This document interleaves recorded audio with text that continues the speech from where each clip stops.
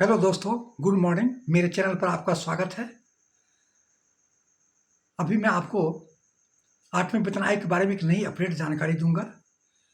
Please शुरू से लेकर लास्ट तक वीडियो देखिएगा, स्किप मत कीजिएगा और प्रेस आइकन पर बटन दबाइएगा ताकि हमारी जितनी भी नोटिफिकेशन है आपको हमेशा मिलती रहे। तो दोस्तों, मैं शुरू करने जा रहा हूँ। 8 पे कमीशन के अध्यक्ष श्रीमती रचना प्रसाद देसाई करेगी बड़ा काम, इतनी हो सकती है सैलरी। इसके पूरा प्रकाश बायोग्राफी जीवनी आपको बताऊंगा। रंजना प्रसाद देसाई जो अध्यक्ष बनी है 8 पे कमीशन का, इसके बारे में पूरी जानकारी दूंगा। इसके बाद कितनी सैलरी बढ़ेगी इसके बारे में आपको जानकारी दूंगा। दोस्तों, प्लीज आप मेरे चैनल पर बने रहेंगे और पूरी वीडियो देखने का प्रयास कीजिएगा। रंजना प्रसाद देसाई के बारे में आपको बताऊंगा कि उसकी बायोग्राफी क्या है, कहाँ जन्म है, क्या क्या जीवन में उपलब्धि किया है, कहाँ से शुरू की है अपना, और कैसे काम करेगी 8 पे कमीशन के ऊपर। निष्पक्ष काम करेगी, कर्मचारियों के पक्ष में लेकर काम करेगी, क्योंकि श्री गोपाल मिश्रा जी से मनी कंट्रोल पर पूछा गया था कि रंजना प्रसाद देसाई अध्यक्ष बनी है पे कमीशन का, तो श्री गोपाल मिश्रा बोले कि बहुत अच्छी बात है। इस बार फर्स्ट महिला, अभी पे कमीशन में अभी तक कोई महिला अध्यक्ष नहीं बनी थी, लेकिन पहली बार फर्स्ट महिला पे कमीशन का अध्यक्ष बनी है और वह निष्पक्ष काम करेगी, किसी के दबाव में आकर काम नहीं करेगी। जो भी काम करेगी कर्मचारियों संगठनों की बात सुनेगी, उसकी समस्या को सुनेगी और काम करेगी दोस्तों। क्योंकि उसके शुरू से लास्ट तक बायोग्राफी जीवनी के बारे में हम आपको प्रकाश डालेंगे और उसके बारे में बताएंगे कि क्या क्या उपलब्धियां की और क्या क्या काम की। तो दोस्तों, प्लीज आप मेरे चैनल पर बने रहेंगे। 8 सेंट्रल पे कमीशन केंद्रीय कर्मचारी रक्षा कर्मियों और पेंशनों और वेतन भत्तों की समीक्षा करना। 8 कमीशन का जो अध्यक्ष बनती है उसका क्या काम है?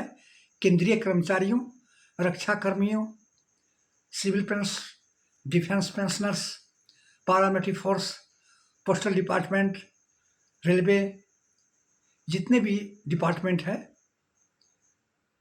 उसको वेतन और भत्तों में समीक्षा करना, ये उसकी मुख्य भूमिका है 8 पे कमीशन के अध्यक्ष की। अब इसके बायोग्राफी बताऊंगा, इसका जीवनी बताऊंगा कि अपने कार्यकाल के दौरान में क्या क्या उपलब्धियां हासिल की, क्या क्या काम की। पूरा नाम है जस्टिस रंजना प्रसाद देसाई। जन्म 30 अक्टूबर 1949 में है। जन्म स्थान मुंबई महाराष्ट्र में हुई है। मुंबई विश्वविद्यालय में बीए, इसके बाद LLB की डिग्री प्राप्त की है। पढ़ाई के वकालत कैरियर में 1993 में हाई कोर्ट के सरकारी वकील बनी है। 1996 में आपको मुंबई हाई कोर्ट के न्यायाधीश बनी है और 1996 में सुप्रीम कोर्ट के न्यायाधीश बनी है 1996 में, और 2011 में सुप्रीम कोर्ट के इंडिया के न्यायाधीश के रूप में पदोन्नति हुई है। 2011 में उसका प्रमोशन होकर के सुप्रीम कोर्ट के महिला न्यायाधीश बनी है और 2014 में सुप्रीम कोर्ट से सेवानिवृत्त रिटायरमेंट कर गई है। और उसके बहुत सम्मान और उपलब्धियां क्या क्या है इसके बारे में आपको जानकारी दूंगा। देश की पहली महिला पब्लिक प्रोसिक्यूटर, सुप्रीम कोर्ट के गिनी चुनी महिला न्यायाधीश हुई। 2025 में केंद्र सरकार द्वारा गठित 8वें वेतन आयोग की अध्यक्ष नियुक्ति हुई। तो ये सारे उनकी जीवनी है, बायोग्राफी है, क्या क्या काम की है, अच्छा काम की है। और इसके बाद श्री गोपाल मिश्रा जी बड़ाई भी किए हैं कि इस बार जो केंद्र सरकार है 8 पे कमीशन के जो अध्यक्ष है फर्स्ट महिला है। अभी तक वेतन आयोग की कोई महिला फर्स्ट नहीं थी, तो ये अच्छा काम करेगी, निष्पक्ष काम करेगी। सरकार की जितने भी कर्मचारी संगठन है उसकी बात सुनेगी, हर बात को अध्ययन करेगी, इसके बाद डिसीजन लेगी। तो दोस्तों, इसलिए इस बार अच्छा नियुक्त करेगी। न सरकार के दबाव में आके काम करेगी, न कर्मचारी के दबाव में, जो भी करेगी सही फैसला लेगी। चीफ जस्टिस है, अच्छा काम की है अपने उपलब्धि में। तो दोस्तों ये थी उपलब्धि, और करेगी, बहुत बड़ा काम करेगी, क्योंकि अभी आपको मैं बता रहा हूं कि 18 महीने का टाइम दिया है, और 18 महीने का टाइम जो दिया है, तो मान के चलिए कि आपको अगस्त के जून और जुलाई अगस्त 2027 में रिपोर्ट देगी, और फिर सरकार लगाएगी। तो लास्ट मान के चलिए 2027 के लास्ट, अक्टूबर या नवंबर या दिसंबर में सरकार घोषित करेगी, नहीं तो 2028 के फर्स्ट में। तो अभी ये भी खुलासा हुआ है कि 18 महीने से पहले भी घोषणा कर सकती, 2 पार्टों में लिखा हुआ है TR में। और जो अभी जो इन्फॉर्मेशन दी है उसमें लिखा हुआ है कि 2 पार्टों में। तो हो सकता है पहले भी है, क्योंकि 2027 में उत्तर प्रदेश में इलेक्शन है, तो हो सकता है कि उत्तर प्रदेश इलेक्शन से पहले सरकार को रिपोर्ट दे दे। क्या है कि जितने भी है, दिल्ली से पहले घोषणा हुई थी, और इसके बाद बिहार इलेक्शन से पहले पैनल और चीफ जस्टिस की नियुक्ति हुआ था, और उत्तर प्रदेश में 2027 में है। तो हो सकता है कि 2027 से पहले ये चुनावी मुद्दा है, चुनावी वेतन है, वेतन आयोग बना है, और 2027 में मई जून में है। तो हो सकता है कि मई जून तक सरकार को रिपोर्ट दे दे और जल्दी लागू करे।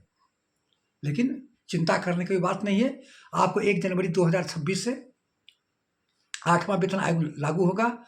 चाहे 22 महीना लगाए, चाहे 18 महीना लगाए, चाहे 24 महीना लगाए, आपको 1 जनवरी 2026 से एरियर दिया जाएगा। अब ये कितनी सैलरी बढ़ेगी? सैलरी आपको 18,000 से 2.86 से बढ़कर के 51,440 हो जाएगा, जिसकी 9,000 है मिनिमम पेंशन है, उसका हो जाएगा 25,870 रुपया। और DO अभी जो उपभोक्ता मूल्य सूचकांक आई है उसमें 147.3, तो लगभग इस बार 3% बढ़ने की चांस है, 3% बढ़ेगी DA। तो 58% जो हमको अभी DA मिल रही है उससे बढ़ करके हमारी DA हो जाएगा 61%। तो फिट एंड फैक्टर में भी सहयोग हो गया, और ये 61% जो DA है ये बेसिक पे में मर्द हो जाएगा, उसके बाद फिट एंड फैक्टर लगाएगा। तो फिट एंड फैक्टर लगा करके आपको 2.86 फिट में बैठेगा, 18,000 से लेके आपको 51,480 रुपया हो जाएगा। तो दोस्तों ये थी जानकारी, क्यों नहीं हम जानकारी दिए। अच्छा काम करेगी, अच्छा सैलरी बढ़ोतरी करेगी कर्मचारियों का। जय हिंद, जय भारत, थैंक यू।